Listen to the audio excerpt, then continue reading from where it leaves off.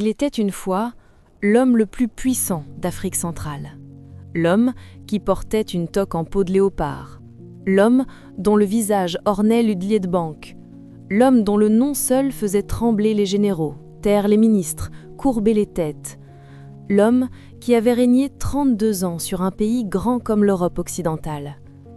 Cet homme est mort, seul, dans un lit d'hôpital à Rabat, au Maroc, loin de son Congo, loin de son peuple, loin de tout ce qu'il avait construit, détruit, volé, aimé. Et ses derniers mots. Ces derniers mots n'étaient pas pour ses milliards, pas pour ses châteaux, pas pour son pouvoir perdu. Laissez-moi vous emmener dans cette chambre. Septembre 1997, Rabat, Maroc. Mobutu Sese Seko Kukungendu Wazabanga, le guerrier qui va de victoire en victoire sans que personne ne puisse l'arrêter, est allongé dans un lit. Le cancer de la prostate le dévore depuis des années. Il a voyagé de clinique en clinique, Suisse, France, Maroc. Partout, les mêmes regards de médecins qui ne peuvent plus rien. Partout, la même réalité qu'aucune fortune au monde ne peut acheter, le temps qui s'en va. Il a maigri.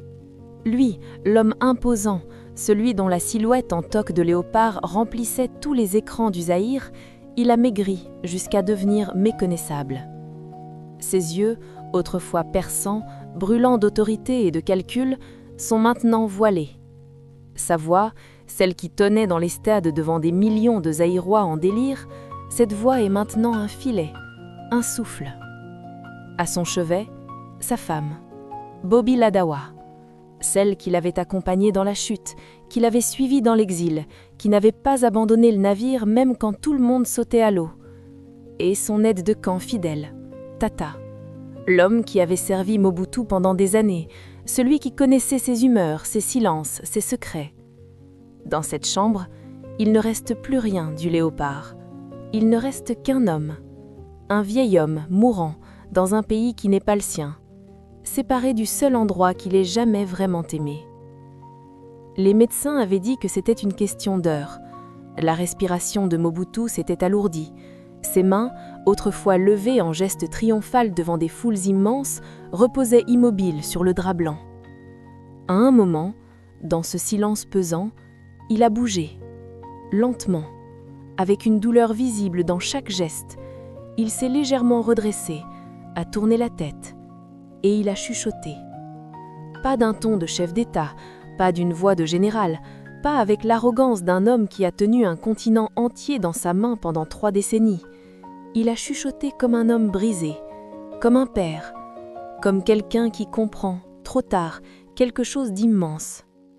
Tata, je pleure pour mon pays. Prenez un moment avec ces mots. Je pleure pour mon pays. Pas « je pleure pour ma fortune perdue », pas « je pleure pour mon pouvoir », pas « je pleure pour Badolite, pour mes palais, pour mes comptes en Suisse ».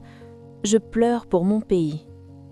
Ces 5 mots contiennent peut-être la chose la plus humaine que Mobutu ait jamais dite de sa vie entière.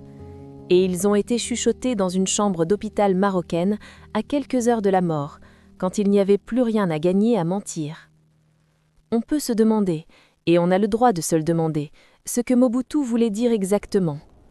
Pleurait-il parce qu'il regrettait ce qu'il avait fait au Congo ? Pleurait-il parce que le Congo lui manquait, lui, personnellement ?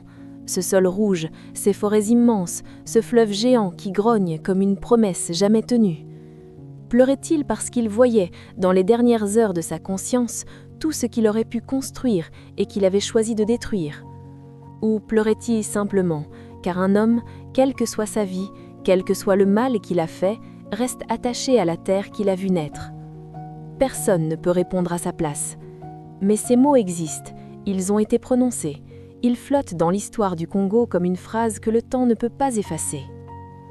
Mobutu Sese Seko est né le 14 octobre 1930 à Lissala, dans ce qui s'appelait alors le Congo belge. Il s'appelait Joseph Désiré Mobutu. Un enfant du fleuve, un enfant de la colonie, un enfant qui a grandi dans un monde où les Noirs étaient les serviteurs, où l'autorité était blanche, où rêver grand était considéré comme une folie. Il a rêvé grand quand même. Il a appris, il a lu, il a manœuvré. il a gravi les échelons avec une intelligence redoutable et une ambition sans limite. En 1965, à 35 ans, il prend le pouvoir par un coup d'État. Le Congo, qui venait à peine de naître à l'indépendance, qui était encore fragile comme un enfant qui apprend à marcher, tombe dans ses mains et ne les quittera plus pendant 32 ans. Il y a eu des bons moments, il faut le dire, parce que l'histoire mérite d'être complète. La zaïrinisation, la fierté africaine qu'il a su allumer dans les cœurs, le combat pour l'identité, les noms africains, la culture propre, le fameux Rumble in the Jungle en 1974, quand il a convaincu le monde entier que l'Afrique pouvait être le centre de l'univers. Il y a eu des moments où le peuple l'a aimé, vraiment aimé. Des moments où il croyait peut-être lui-même sincèrement qu'il construisait quelque chose. Mais ces moments-là ont progressivement été noyés. Noyés dans la corruption, dans les détournements, dans la répression, dans les emprisonnements, dans le sang des opposants, dans la destruction systématique de toutes les institutions qui auraient pu un jour lui résister ou lui succéder.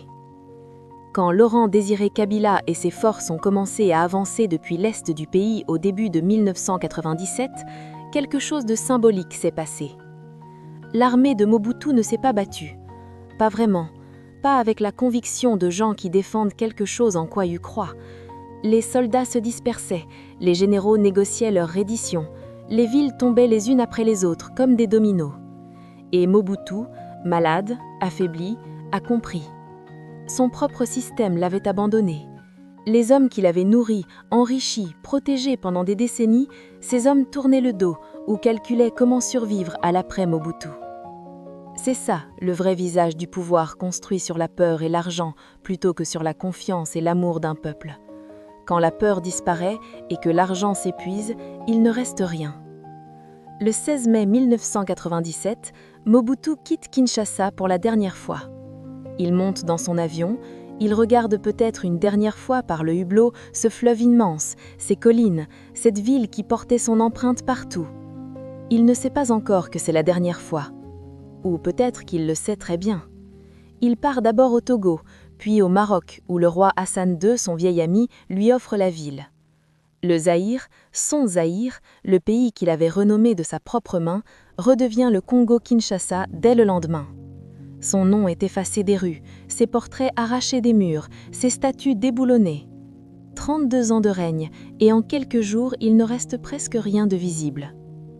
À Rabat, les mois qui suivent sont une longue descente. Le cancer progresse, la douleur est permanente, les traitements ne font plus qu'accompagner la faim, ils ne peuvent plus la reculer.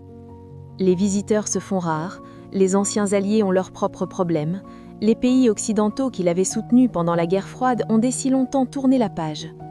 Bobby Ladawa reste, fidèle, présente. Tata reste, à son poste, comme il l'a toujours été. Et Mobutu reste avec lui-même, avec ses pensées, avec ses souvenirs, avec le poids de tout ce qu'une vie chargée comme la sienne peut peser sur une conscience humaine dans les moments ultimes. Est-ce qu'il pensait à Patricia Lumumba? Ce nom qu'on ne peut pas séparer de l'histoire de Mobutu. Patricia Lumumba, le premier ministre du Congo indépendant, l'homme du discours de feu, l'homme qui avait osé regarder le roi de Belgique dans les yeux et lui dire que l'humiliation coloniale avait un nom et une histoire. Lumumba a été assassiné en janvier 1961. Mobutu y a joué un rôle. Les archives le confirment, l'histoire le retient. Est-ce que dans ce lit marocain, dans ces heures ultimes, le visage de Lumumba venait le visiter? Est-ce que les fantômes de tous ceux qui étaient tombés pour qu'il reste debout peuplaient leur nuit? Nous ne le saurons jamais. Mais ces questions-là habitent l'histoire du Congo, et elles ne mourront pas avec lui. Je pleure pour mon pays. Ces mots résonnent différemment selon qui vous êtes. Si vous avez perdu un proche sous le régime Mobutu, un opposant emprisonné, un journaliste fait taire, un père dont le salaire ne permettait plus de nourrir ses enfants, ces mots peuvent faire mal. Ils peuvent même mettre en colère. Parce que les larmes d'un mourant ne remplacent pas les années de souffrance d'un peuple. Si vous êtes congolais et que vous avez grandi avec l'image de Mobutu dans chaque bureau, chaque école, chaque tribunal, ces mots peuvent être troublants. Parce qu'ils humanisent quelqu'un qu'on a appris à voir uniquement comme un symbole, qu'il soit glorieux ou maudit. Et si vous essayez simplement de comprendre l'histoire telle qu'elle est, avec toute sa complexité, toute sa douleur, toutes ses contradictions, alors ces mots sont peut-être les plus honnêtes que Mobutu ait jamais dit de sa vie entière.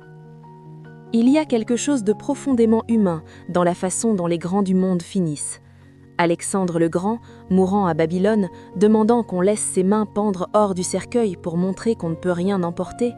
Napoléon à Sainte-Hélène, murmurant « France, armée, Joséphine ». Et Mobutu à Rabat, chuchotant à son aide de camp « Je pleure pour mon pays ». Dans ces derniers mots, toujours quelque chose d'essentiel remonte à la surface. Quelque chose que le pouvoir, l'argent, la gloire et même la cruauté n'ont pas réussi à étouffer complètement. L'attachement à une terre, l'amour d'un pays. Mobutu Sese Seko est mort le 7 septembre 1997. Il avait 60